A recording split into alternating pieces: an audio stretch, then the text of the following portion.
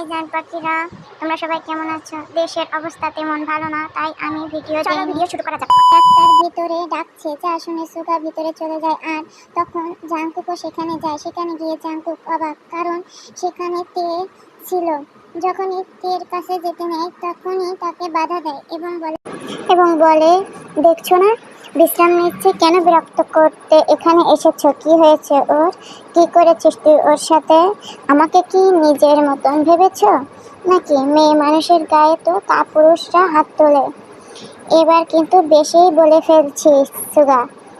দুই ভাইয়ের এমন ঝগড়ার কারণে ডাক্তার বিরক্ত হয়ে তাদেরকে বলে, আপনারা প্লিজ থামবেন। দেখছেন এখানে একজন পেশেন্ট এখানে রয়েছে, তারপরেও আপনারা আপনাদের মতন ঝগড়া করেই যাচ্ছেন। আপনাদের ঝগড়া করতে ইচ্ছে হলে বাইরে গিয়ে ঝগড়া করুন। এটা শুনে সুগা ডাক্তারের কাছে যায় এবং বলে তে এর কি হয়েছে। তখন ডাক্তার তাকে বলে, পেশেন্টের হাজবেন্ড শুধুমাত্র এখানে থাকবে, তার সাথে আমার কথা আছে। যা শুনে দুই ভাই একেবারে হতবাক হয়ে যায়, কারণ পেশেন্টের তো বিয়েই হয়নি। কিন্তু জাংকুক কিছু বলার আগে সুগা তাকে বলে, তুমি চলে যাও, আমি থাকছি। তুই কে? ভালোবাসি আমি তেকে, আমি থাকবো এখানে। কি ভালোবাসো? এত ভালোবাসো দেখেই তো অন্য মেয়েকে বিয়ে করার জন্য উঠে পড়ে লেগেছো। আপনারা এত ঝগড়া কেন করছেন? যা শুনে আবারও তারা দুই ভাই চুপ হয়ে যায়। আচ্ছা, দুজনে কি পেশেন্টের বাড়ির লোক? জি। তাহলে তো ভালোই। আর ওনার হাজবেন্ড কে? আমি। বলুন কি বলবেন? এটা শুনে সুগার মাথা পুরো গরম হয়ে যায়, কিন্তু সে নিজেকে কন্ট্রোল করছে। হঠাৎ তখন তের চোখ মেলে তাকায় এবং বলে, কি হয়েছে আমার? কিছু না জান, আমি চলে এসেছি, এই দেখো আমি তোমার সামনে। সুগা কোথায়? এটা শুনে জাংকুকের মাথা তো ঠিক গরম হয়ে, কিন্তু সে এইসবের মুডে নেই। শুনুন, আপনারা একটা খুশির সংবাদ আছে। মিস তে ইজ প্রেগনেন্ট। এটা শুনে জাংকুক কি বলবে কিছুই বুঝতে পারছিল না। তার সন্তান আসতে চলেছে, এর থেকে বড় কিছু কি আর করার? কিন্তু তের মুখে কোনো হাসি নেই। আর সুগার ও সেম। তের মাথায় একটা চিন্তা আসে, এই সন্তানের আসল বাবা কি তাকে আদৌ মেনে নিবে? এই সন্তান পৃথিবীতে আসলে কি জবাব দিবে? সে বাবা ছাড়াই জন্ম।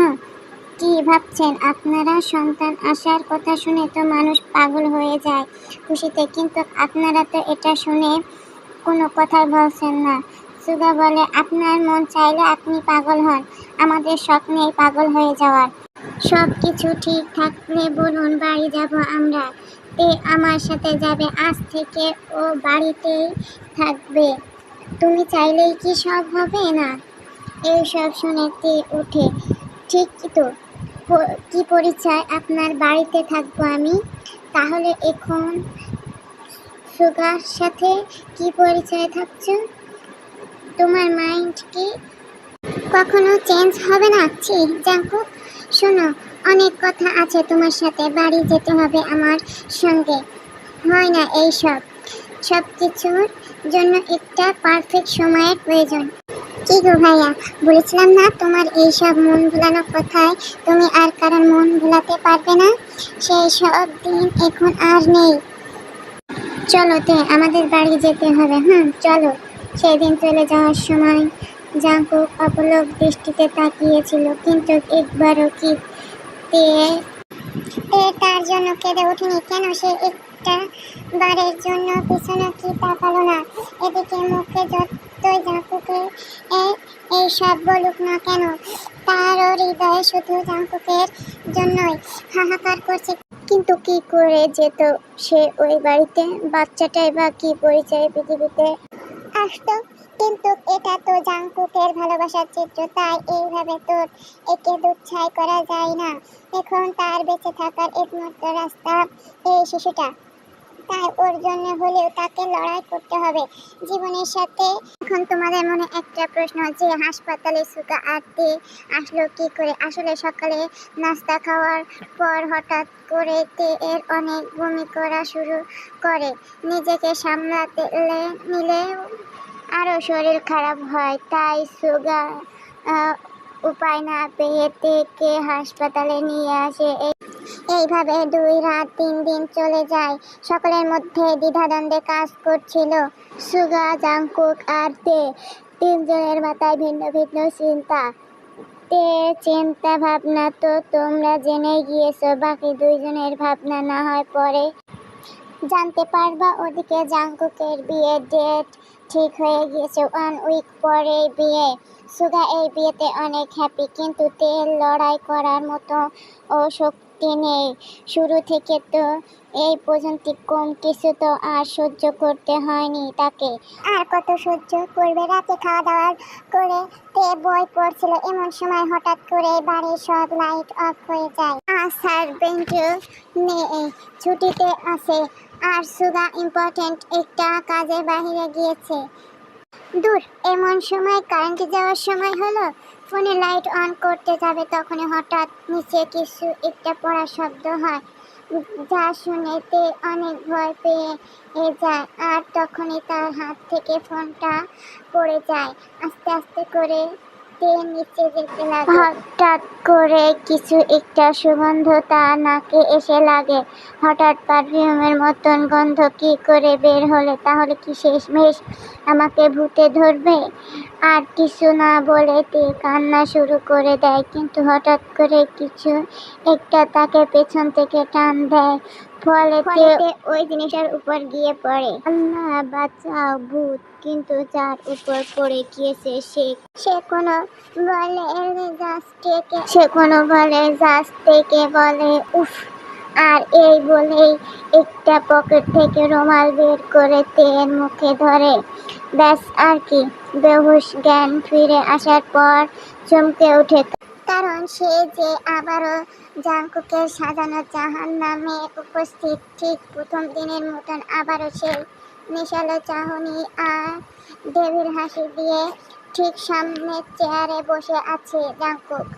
হাই বেবি গার্ল, এত ভয় কেন পাচ্ছ? হারিয়ে গিয়েছো বুঝি? আপনি আমাকে এখানে কেন ধরে নিয়ে এসেছেন? রাখলে তোমার মেয়ে পছন্দ, কিন্তু এখানে আনায় এত ভয় কেন পাচ্ছ তুমি? তুমি না আমাকে ভালোবাসো? আমার বাচ্চার দোহাই লাগে, যেতে দিন। দয়া করে আমাকে। কি করে যেতে দেই? জান, এই বাচ্চার বাবা যে আমি। চুপ! এত কিছুর পরেও নিজেকে এই বাচ্চার বাবা বলতে লজ্জা করে না? Just shut up! এখানে ন্যাকামি করার জন্য তোমাকে আনিনি, একটা বিষয়ের কারণে এখানে এনেছি। আমার আর জিমিনের বিয়েতে তোমাকে ইনভাইট না করে থাকতে পারলাম না। আর আমি চাই শুধু বিয়ে কেন, বাচ্চাটা না হয় পর্যন্ত তুমি এখানেই থাকো। তা না হলে কি পরিবেশে, কি অবস্থায় আমার বাচ্চাটা জন্ম করবে আল্লাহ জানে। তাই আমি চাই তুমি এখানেই থাকো ডেলিভারি হওয়ার আগ পর্যন্ত। মাথায় কি সমস্যা আছে তোমার? কি ভেবেছো তুমি নিজেকে? তুমি যা চাইবে তাই হবে নাকি?